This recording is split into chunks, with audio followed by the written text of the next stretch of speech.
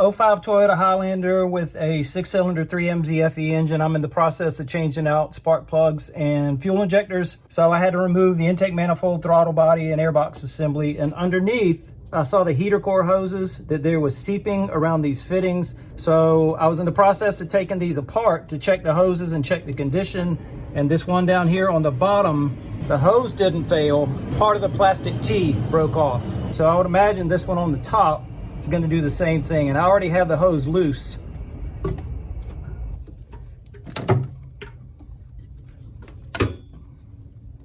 That's the plastic breaking, not the rubber. The rubber feels like it's in good shape, but the plastic T just fails, as most plastic on older cars does. Just something to think about, something to be careful of if you have an older Toyota or Lexus and you have these types of fittings on your heater core hoses. And to make sure I put these hoses back on in the right place when I get the new T's, I'm gonna put double lines on these hoses for this coupling, so I know the T goes in between those. And on the other hose, I'll put single lines.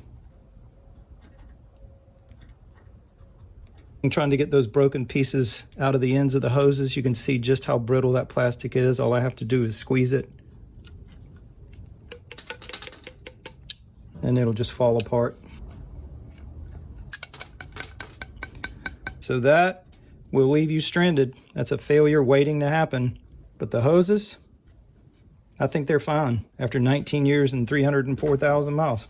And then once again, like I mentioned before, if you're replacing your T's and you don't mark the hoses, you're gonna have a hard time figuring out which ones go together.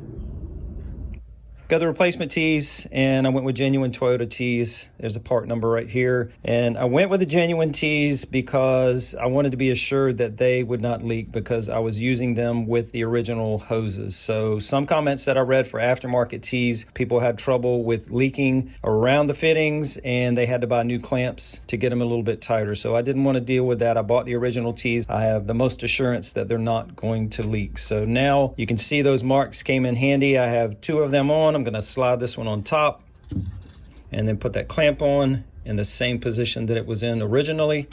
And this set is ready to go. And if you're looking for a replacement T, be sure you know what size your hoses are. On mine, 5/8 inside diameter, 5/8 inside diameter, 1/2 inch inside diameter coming down. So looking for the replacement T, I knew that's what I needed. On some T's, the hoses are all the same size. On some, there's a 1/2 inch over here and 5/8 down here. So know what you need before you order online, especially. And if you want the best chance of getting the right part, just go straight to your local Toyota dealership, give them your VIN number, and they will pull up the parts that you need, whether it is a coolant T or PCV valve or coolant hose or engine mount or gaskets or belts. They will know what you need, and you won't have to worry and gamble buying something online if it's the right part. Got everything back together and reinstalled, and it fit just fine. And just to give you an idea of where this is located, if you have a Toyota or Lexus vehicle, it's going to be on the driver's side in the engine compartment. These are brake lines right here, so the master cylinder is right there to the right, and this wiring harness is for the throttle body. So right underneath your throttle body, that's where you're probably going to find these T's. And you need to inspect them if you have an older Toyota or Lexus, because more than likely those plastic fittings